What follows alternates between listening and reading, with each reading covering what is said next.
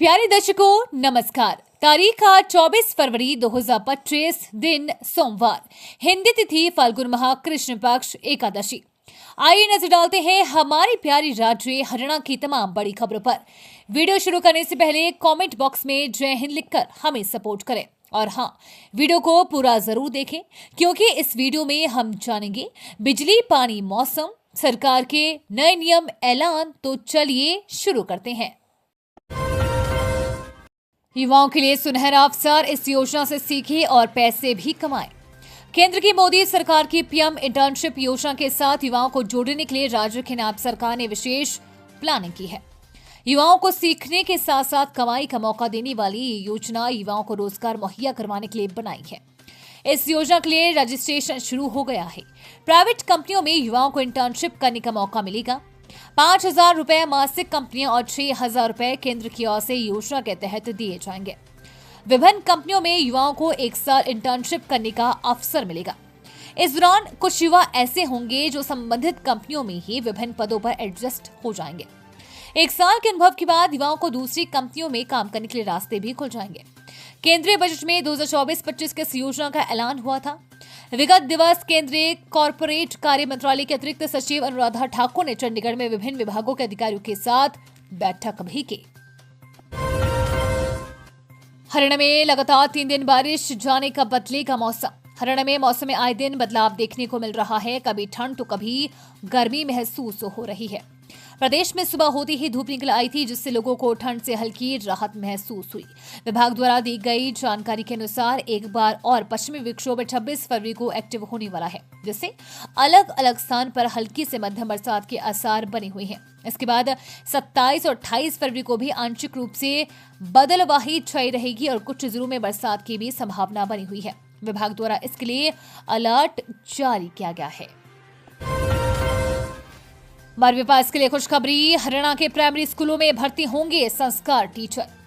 हरियाणा सरकार ने नई शिक्षा नीति के तहत एक बड़ा कदम उठाया है। प्रदेश के प्राइमरी स्कूलों में संस्कार अध्यापकों की नियुक्ति की जाएगी। केश कला एवं कौशल विकास बोर्ड के निदेशक नरेश सेलपाड़ ने ये जानकारी दी। ये अध्यापक बच्चों को शिक्षा के साथ संस्कृति, गौरव और नैतिक मूल्यों की शिक्षा देंगे। ये प्रोजेक्ट स्कूल एजुकेशन और साक्षरता मिशन के तहत चलाया जाएगा, जिसमें कल्चरल मिनिस्ट्री का भी सहयोग रहेगा। नियुक्ति के लिए न्यूनतम योग्यता 12वीं पास रखी गई है। आवेदक की उम्र 18 से 42 वर्ष के बीच होनी चाहिए। SC, ST और पूर्व सैनिकों को 3 साल की छूट मिलेगी। महिलाओं के लिए 33% आरक्षण का प्रावधान है। चयनित अध्यापकों को रोजाना 2 घंटे काम करने के लिए 9,240 रुपए मिलेंगे। एक गांव में 1 स्कूल होने पर भी वही पढ़ाना होगा। 2 स्कूल होने पर अलग अलग दिन या समय पर सेवाएं देनी होगी। हरियाणा में इस दिन लगेगा रोजगार मेला, जानिए क्या है योग्यता। हरियाणा के बेरोजगार युवाओं के लिए बड़ी राहत भरी खबर है। युवाओं को केवल साक्षात्कार के आधार पर नौकरी के लिए राजकीय औद्योगिक प्रशिक्षण संस्थान यानी कि ITI नरवाना में 25 फरवरी को रोजगार मेला लगाया जाएगा। अगर आप बेरोजगार हैं लेकिन ITI की हुई है तो ये मेला आपकी उपयोगी होगा।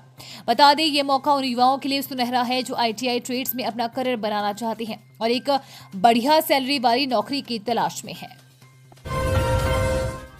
यात्रियों को मिलेगी गर्मी से निजात। हरियाणा के इन जिलों में चलेगी AC बसें। हरियाणा वासियों के लिए बड़ी खुशखबरी है। गुरुग्राम और फरीदाबाद वालों के लिए एक राहत भरी खबर सामने आई है। सरकार गुरुग्राम, फरीदाबाद को 100 AC बसें देगी। इन बसों की खरीद मामले को CM की अध्यक्षता में होने वाली high power works purchase committee में रखा जाएगा। केंद्र सरकार ने इन बसों के लिए एक कंपनी का चयन भी कर लिया है। हालांकि इस एजेंडे को निकाय चुनाव बाद पास किया जाएगा। बता दें कि केंद्र सरकार द्वारा इन बसों के लिए JBM कंपनी का नाम तय किया गया है। हरियाणा में कंपनी को 450 बसें देनी होगी। AC बसें 9 मीटर की स्टैंडर्ड फ्लोर की होगी। वहीं 250 बसें रोडवेज को मिलेगी। गुरुग्राम में 100 बसें द्वारका एक्सप्रेसवे से सटे सेक्टरों, दिल्ली एयरपोर्ट सेक्टर 56 और शहर की रूटों पर यातायात सुविधा बेहतर होगी। हरियाणा में कांग्रेस में बगावत, विनेश फोगाट और बजरंग पूनिया के साथ हो गया खेल। स्टार प्रचारकों की लिस्ट से कटाना। शहरी निकाय चुनाव के लिए कांग्रेस के स्टार प्रचारकों की सूची सामने आने के बाद पार्टी में बगावत हो गई है। सूची में कांग्रेस के जिन प्रमुख नेताओं के नाम शामिल नहीं है, उन्होंने प्रचार करने से साफ मना कर दिया। इन नेताओं ने रविवार को जारी होने वाले पार्टी के चुनाव घोषणा पत्र से भी दूरी बना ली। पूर्व मुख्यमंत्री भूपेंद्र सिंह हुड्डा के संज्ञान में मामला आने के बाद स्टार प्रचारकों की सूची में करीब 2 दर्जन नए नाम जोड़े गए हैं।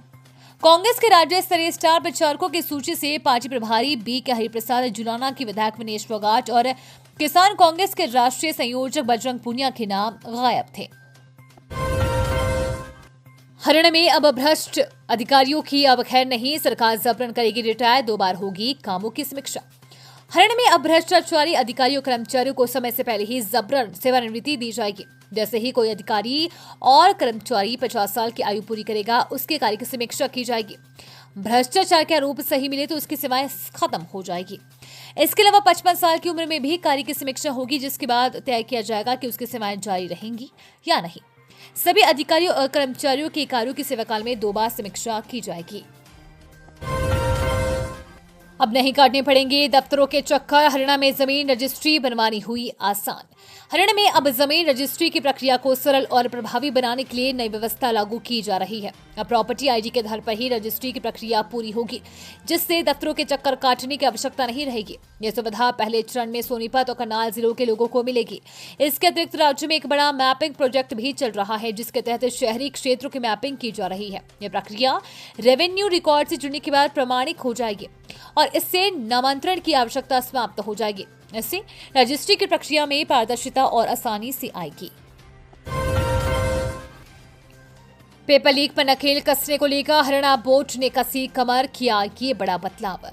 हरियाणा में 10वीं और 12वीं की परीक्षाएं जल्द ही शुरू होने वाली है। इसको लेकर हरियाणा विद्यालय शिक्षा बोर्ड ने कमर कस ली है। पेपर लीक के मामलों को रोकने के लिए भी शिक्षा बोर्ड मुस्तैद नजर आ रहा है। बताया जा रहा है कि बोर्ड अब की बार इन घटनाओं पर रोक लगाने के लिए हाईटेक तकनीक का इस्तेमाल करेगा। अब की बार शिक्षा बोर्ड प्रश्न पत्रों पर विशेष QR कोड और यूनिक आईडी को अंकित करेगा, जिससे यदि कोई प्रश्न पत्र लीक भी होगा तो उसका तुरंत ही पता चल जाएगा। ये भी पता लग जाएगा कि किस परीक्षा केंद्र से पेपर लीक हुआ है और किस अभ्यर्थी ने उसे लीक किया है। हरियाणा में CET को लेकर आई बड़ी खुशखबरी, इस दिन होगी परीक्षा, जाने जल्दी। हरियाणा में ग्रुप C और D की भर्ती के लिए आवश्यक कॉमन एलिजिबिलिटी टेस्ट के आयोजन जल्द होने वाला है। कर्मचारी चयन आयोग ने फॉर्म शेड्यूल जारी कर दिया है और पंजीकरण प्रक्रिया जल्द ही शुरू होने की उम्मीद है। परीक्षा की तिथि के संबंध में रिपोर्ट्स के अनुसार ये अप्रैल 2025 के अंत तक आयोजित की जा सकती है। हालांकि आधिकारिक परीक्षा तिथि की पुष्टि अभी तक तय नहीं हुई है। पिछली परीक्षा नेशनल टेस्टिंग एजेंसी द्वारा आयोजित की गई थी, लेकिन इस बार परीक्षा आयोजित करने वाली एजेंसी के बारे में अभी तक आधिकारिक घोषणा भी नहीं की गई है। उम्मीदवारों को सलाह दी जाती है कि वे HSSC की आधिकारिक वेबसाइट hssc.government.in पर नियमित रूप से अपडेट चेक करें, ताकि वे पंजीकरण प्रक्रिया, परीक्षा तिथि और अन्य महत्वपूर्ण जानकारी से अवगत रह सकें। हरियाणा में सेमनाब समेत VIP सिक्योरिटी में बदलाव, चुनाव हारे नेताओं की सुरक्षा घटाने की तैयारी। हरियाणा में CID चीफ बदलने के बाद अब VIP नेताओं व अधिकारियों की सिक्योरिटी में बदलाव किया जाएगा। विधानसभा और लोकसभा चुनाव हारे नेताओं की सिक्योरिटी जहां घटाई जा सकती है, वहीं मुख्यमंत्री नायब सिंह सैनी की कैबिनेट में शामिल नए मंत्रियों की उनके राजनीतिक कद के हिसाब से सिक्योरिटी बढ़ाने पर विचार किया जा रहा है। अधिकतर पूर्व मंत्रियों की सिक्योरिटी कम करने की तैयारी है, जबकि कई विधायक ऐसे हैं जिनके बाद 2 से 4 सुरक्षाकर्मी ऐसे हैं। नेताओं को चिन्हित कर उनकी सिक्योरिटी की जरूरत की समीक्षा की जा रही है। सावधान, हरियाणा में रोजाना शातिर कमा रहे हैं 2.30 करोड़, चुटकियों में करते हैं कमाई, आप भी रहिए सतर्क। हरियाणा में शातिर रोजाना करोड़ों की कमाई कर रहे हैं। इन शातिरों को कमाई का जरिया कोई और नहीं बल्कि प्रदेश के भोले भाले लोग ही हैं। शातिर ठग लोगों को अपने जाल में फंसाकर चुटकियों में उनके बैंक खाते खाली कर अपनी जेब भर रही हैं। साइबर ठग हरियाणा के लोगों से रोजाना 2.30 करोड़ रुपए की ठगी कर रहे हैं। जनवरी में 31 दिन के अंदर प्रदेश के विभिन्न जिलों में लोगों से 72.84 करोड़ की ठगी हुई है। ये वो आंकड़े हैं जो पुलिस द्वारा पहुंचने के बाद FIR रजिस्टर में पंजीकृत है, जबकि साइबर ठगी के कई मामलों में लोग शिकायत तक नहीं करते हैं। इधर साइबर पुलिस भी अपराधियों के पीछे लगी है। पुलिस ने जनवरी में कुल 571 साइबर ठगों को सलाखों के पीछे पहुंचाया है, यानी पुलिस रोजाना 18 आरोपी दबोच रही है। ये थी आज की फटाफट खबरें। हम मिलेंगे अगले बुलेटिन में, तब तक के लिए धन्यवाद और जय हिंद।